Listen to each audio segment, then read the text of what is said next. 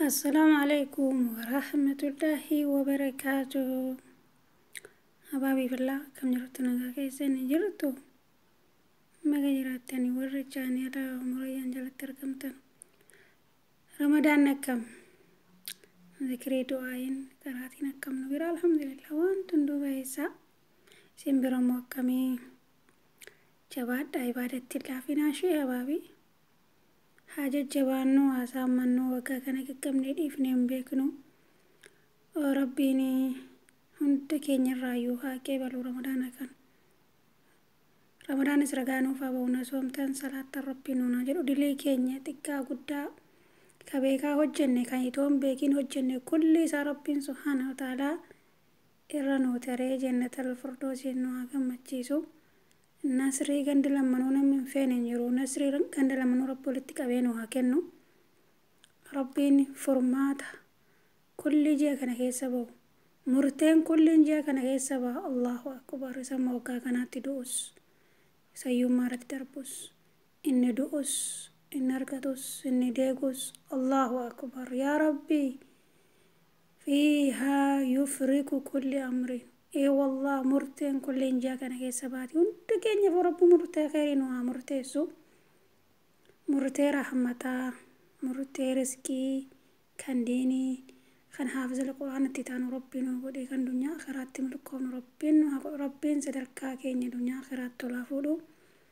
ورح المين قول لتي يجبات ربين هندافو هندو كيني ربي الله فيسي حافظ القرآن ودي ورّو في براتي دبرسي برسسو ربين واتايسو ورّو في غاري تا علمون ساماتين سان غاري تا ربين واتايسو ربين نجالتي وجي كيني كل نورها جالتو اي والله نو علمنا ماتي إن بلسنا عند غنغرا كويا روامي كبلسنا يا الله يو جتشان غتشان يا الله دانغا كدر بنتيكا قلبي كينيا نغوغيني إرانو تاريكا يو نفسي يانو كبدي وانا تجيبتو دبنين توم بكي اللي توم بكي نما مني مكانا ما دوفني وفتا كيا يا رب رانو تاري كناف زوما كينيا موتيف كاتشو كمنا كويا كيسا سانتاني سدبتشو ربيني جالتو وانتاني دبتشو جاء كان كيسا خيري سامتشو عريفتشو نبي ربي جاء كان كيسا أكان رجاء كان سريتي وان خير التريفة يوجد صلى الله عليه وسلم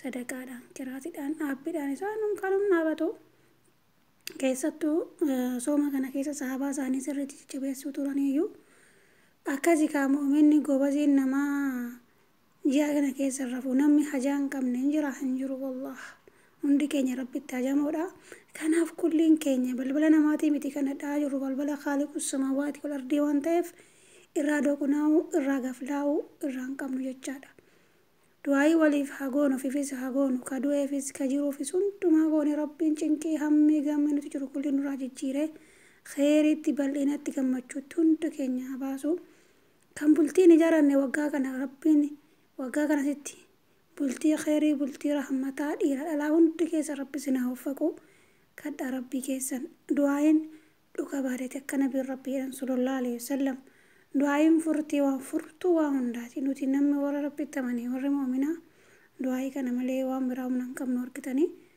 humna kan qabu kaaliquma du'aan immoo balaa hedduu namarraa deebistii kanaaf sadaqaatti jajjabaannu sadaqaan ulaa balbala shan ulaa balbala torbaatamaa namarraa cufti'an sadaqaa kennachuu waa kennachuun sadaqaan kun ibidda dhaamsitii argitanii wallahi mee nama tokko beela'ee naa beela baasun akkamitti nama gammachiisa abbaan sun nyaatee uffay qoonqoon keen beela'ee jedhu akkamitti gammachiisa wallahi kan daara yoo tufiftuu uffatam tokko waa bitteetuma tufiftuu yookiin uffatam qiyyaaree qabaatee uffatam fuutee hawwatitti keessa akkamitti gammada miskiinni warri waan qabne wallahi ka shorbaan qabne ka waan qabne kana bakka yoo rabbii warra rabbii waa harka fide bukkeesaa bitaa mirgasaa meeqa jira wallahi tuffachuu miti sadaqaa nabiin rabbii sallallahu alaihi wasallam attaa maaliif gimmasha tamiraan taanee irraan doqnaa'inaa kennaa sadaqaa irraa doqnaa'uun hin taatu rabbiin warra waan qaburraa dafqasaa halaalarraa khayri irratti kennate karaa kee irratti kennate dunyaa karaa milkaa'u rabbiin haa godhu rabbiin haftee umrii keenya jiruu keenya keessa rabbi barakaa nu haa kaa'u gisee ammamee obboleewwan imaanaa hundi namaa fa'aan hojjeta barakaatu hin jirre. Allahu akbar rabbi barakaa sana nu haa deebisu. Biyya keenya illee rabbi beela kanarraa biyyi keenya hin beekna hundi keenya walumaan xoorinnatii kan yeroo guddinatti waa heddurra turte rabbiin immoo alhamdulillah amma wayya fiixannoo habaatu tasgabbaa'ee hundumtuu gammadee akka abboo addunyaa anis aboo biyya keenya kan itti baqatanu malee kan keessa baqatanu rabbiin hin godhini. Ramadaana kana keessa munni dhadhaa jabaadha hojiin hin jabaata hin jabaata hunda namaattuu hin jabaata. Kanaafuu inshallah akkasumatti immoo rabbi dadhabbii keenyatti rahmata akka nu godhu du'aa kadhannee ibaadaa isaatti jabaannee hamtuurraa wal dhorgine amma dandeenyu khayrii irratti wal waamu khayrii irratti jabaachuun immoo dirqama keenya. Rabbiin khayrii kulli nu halaafisu ulaa khayrii kulli rabbi nuuf haa banu ulaa hamtuu rabbi nurraa haa cufu. Akkuma rahmaan jaa ramadaanaa kana keessa ulaan jannata 8 hin banamti an subhaana ulaan jahannamaa akkasuma cufamti. Rabbiin ulaa jannataa banamte kana hunda keenya rabbi qooda haa godhu. Kan galmeen keenya biddatti galmaa'ee galmeen keenya duraan jala jiru rabbiin qaaliqus samaawaati wal ardiin warra toobatun nasu haa toobatee ji'a kana ji'a milkii toobatee rabbi isaatti deebi'ee araarama gaafatee fi rabbiin immoo ifama godhee fi jannatal firdoosiin gammadu rabbiin nu haa taasisu. Rabbi jahannamarraa tokko keenya nu haa taqu. Ilma namaa kana rabbiin subhaana sooma kana keessa halkanii guyyaa ibiddarraa hattaqa jedhanii rabbiin subhaana wa ta'aalaa ibiddarraa nu haa taqu.